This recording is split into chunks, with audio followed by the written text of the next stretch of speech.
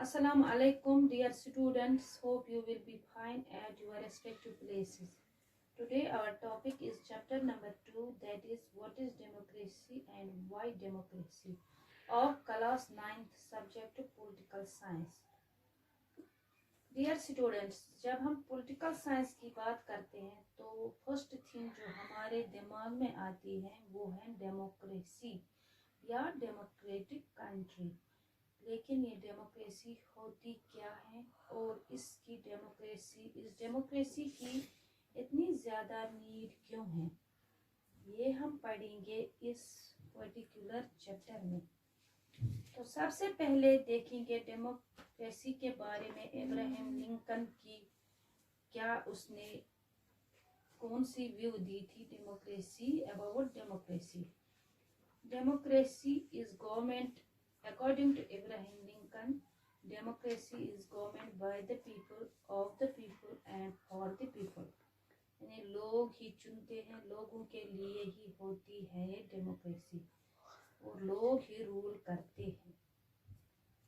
तो यहाँ पे पीपल जो है वो कॉमन है। डेमोक्रेसी अगर हम देखेंगे डेमोक्रेसी के ओरिजिन कहाँ पे है। Democracy is originated from a Greek word demokratia.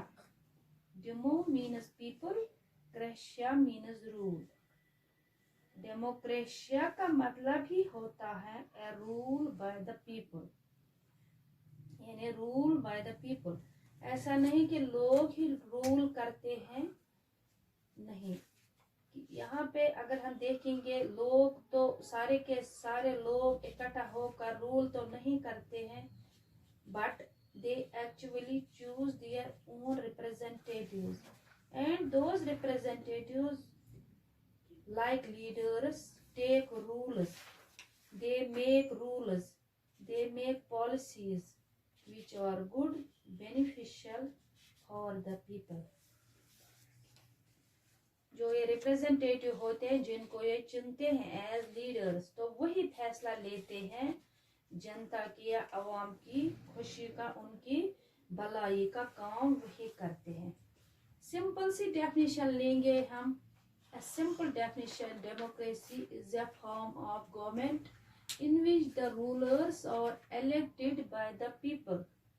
आप देख रहे हैं मैंने 4 अलग अलग चीजों को अंडरलाइन किया है। इस डेफिनेशन से 4 अलग अलग क्वेश्चन नजर आते हैं। पहला है rulers. Who are rulers, rulers होते कौन है। Second is elected means election. What kind of election constitutes democratic election, किस तरह के इलेक्शन को हम डेमोक्रेटिक इलेक्शन कहते हैं। तीसरा आता है who are the people who can elect the rulers और गेट इलेक्टेड एज रूलर्स। कौन चुनाव में वोट डालने जाते हैं और कौन चुनाव में खड़ा हो सकता है। Number 4 is What kind of a form of government is democracy? कौन सी टाइप की डेमोक्रेसी होती है। इस डेफिनेशन से 4 ऐसे क्वेश्चंस अराइज हुए हैं जिनके आंसर्स हमें फीचर्स में मिलेंगे। सबों के जो इस सिंपल सी डेफिनेशन में हमें जो 4 क्वेश्चंस मिले हैं, 4 क्वेश्चंस हमें इस छोटी सी डेफिनेशन में हासिल हुए हैं, उनके हम देखेंगे उनके आंसर्स। आप फीचर्स में आपको ये क्लियर हो जाएंगे। सबसे पहले देखेंगे rulers elected by the people take all major decisions. जो रूलर्स होते हैं जिनको लोग चुनते हैं वही मेजर डिसीजंस ले लेते हैं। गवर्नमेंट अगर देखेंगे all the people who are adult, यानी डेमोक्रेटिक गवर्नमेंट में जो भी एडल्ट हैं, जो भी लोग होते हैं एडल्ट है, यानी बड़े लोग, जितने भी लोग 18 इयर्स या 18 इयर्स से अबव हैं, यानी जो लोग 18 साल या उससे ऊपर के होते हैं उनको वोट डालने का हक होता है और उसको कहते हैं इंडिया में universal adult franchise right to vote. तो without any kind of discrimination लोग वोट डाल सकते हैं, यानी बिना किसी भेदभाव के, without caste, creed, colour, sex etcetera लोग इंडिया में वोट डाल सकते हैं यूनिवर्सल एडल्ट फ्रेंचाइज के through. Rulers elected by the people take all major decisions, जो लोग चुनते हैं रूलर्स को वही सारे डिसीजंस ले लेते हैं, यानी जो सरकार लोगों के जरिए से चुनी जाती है वही हमारे लिए सारे फैसले ले लेती है। अगर हम देखेंगे पाकिस्तान में क्या हुआ था 1999 में, general Pervez Musharraf has revolted and did a military coup and removed Nawaz Sharif from power, यानी क्या किया था जनरल परवेज मुशर्रफ ने, मिलिट्री की मदद से गवर्नमेंट परवेज मुशर्रफ की गवर्नमेंट को हटाकर खुद वो बन गए चीफ एग्जीक्यूटिव, यानी हेड बन गए मुल्क के। और क्या किया था बाद में उसने अपने आप को अपनी रैंक चेंज करके अपने आप को डिजिग्नेट किया एज प्रेसिडेंट। प्रेसिडेंट बनते ही उन्होंने रेफरेंडम हेल्ड करवाया, यानी रेफरेंडम क्या होता है, a direct vote in which an entire electorate is asked to either accept or reject a particular proposal. This may be adoption of a new constitution, a law or a specific governmental policy, यानी yes or no voting इसमें होती है इस referendum में, yes और no। अगर आपको general Pervez Musharraf की गवर्नमेंट अच्छी लगती है तो यस, अगर नहीं तो नो। तो इस रेफरेंडम के दौरान उन्होंने इतने गलत तरीकों का इस्तेमाल किया, यानी बच्चों जनरल परवेज मुशर्रफ ने इस वक्त इस रेफरेंडम के दौरान गलत तरीकों का इस्तेमाल किया और सारा रेफरेंडम उन्होंने अपने हक में करवा लिया, यानी इसमें उन्होंने बैड पॉलिसीज इस्तेमाल की और फ्रॉड की उसमें, तो उसमें ये रेफरेंडम अपने हक में करवाया। तो जैसा ही वो रेफरेंडम उनके हक में हुआ तो पाकिस्तान जो मीडिया थी पाकिस्तान की वो अपोज हो गई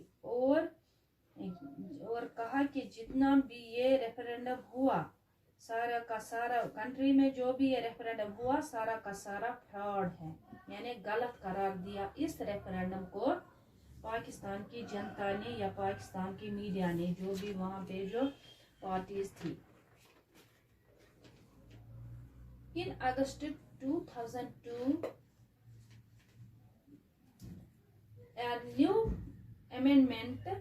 a new constitution has been amended, यानी कॉन्स्टिट्यूशन में नया एक मतलब नया ऑर्डर दिलवा दिया सॉरी। तो उस नए ऑर्डर का नाम क्या था जो अमेंड किया परवेज मुशर्रफ ने कॉन्स्टिट्यूशन में, उसका नाम था लीगल फ्रेमवर्क ऑर्डर। अब इसके जरिए जो फाइनल डिसीजन मेकिंग पावर था वो इलेक्टेड लीडर्स के हाथ में थी ही नहीं, यानी इसने जो फाइनल डिसीजन यानी लीगल फ्रेमवर्क ऑर्डर उसने अमेंड किया कॉन्स्टिट्यूशन में, जो फाइनल डिसीजन मेकिंग पावर था वो तो जो इलेक्टेड लीडर्स थे उनके हाथ में नहीं था। अब फाइनल डिसीजन लेने का काम किसके पास था, मिलिट्री के पास, यानी इलेक्टेड लीडर्स के पास तो कुछ भी नहीं था, उनके पास तो पावर ही नहीं रहा उस अमेंडमेंट या इस नए रूल के इस नए ऑर्डर के दौरान।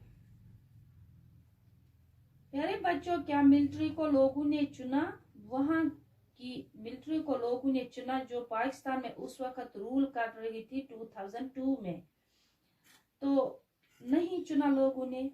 डिसीजन जो मिलिट्री ले रही है, क्या आप डेमोक्रेटिक उसको कह सकते हैं? इसका भी आंसर नहीं है, यानी वो भी नहीं है। डेमोक्रेसी का मतलब है rule government elected by the people, यानी वही गवर्नमेंट वही रूलर्स है जिनको लोग इलेक्ट करते हैं। फाइनल डिसीजन जो था वो मुशर्रफ या मिलिट्री के लोग जो थे वो किया करते थे, वो लिया करते थे।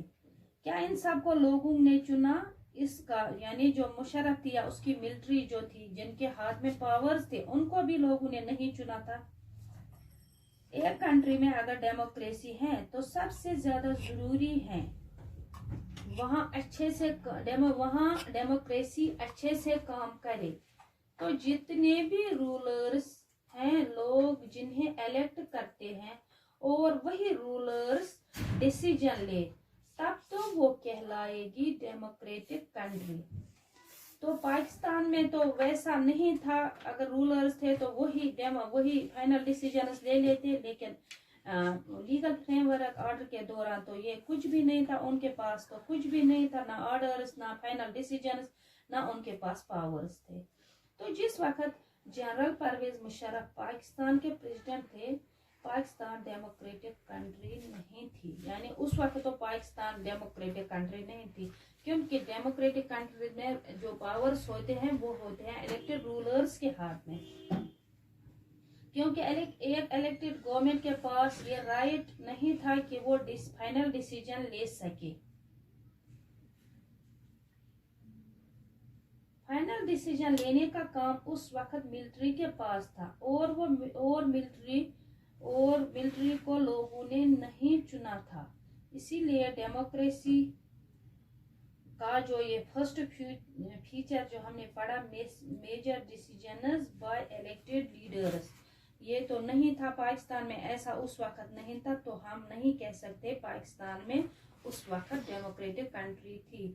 तो डियर स्टूडेंट्स, इससे आगे और फीचर्स डिस्कस करेंगे या और फीचर्स हम पढ़ेंगे इंशाल्लाह नेक्स्ट वीडियो में।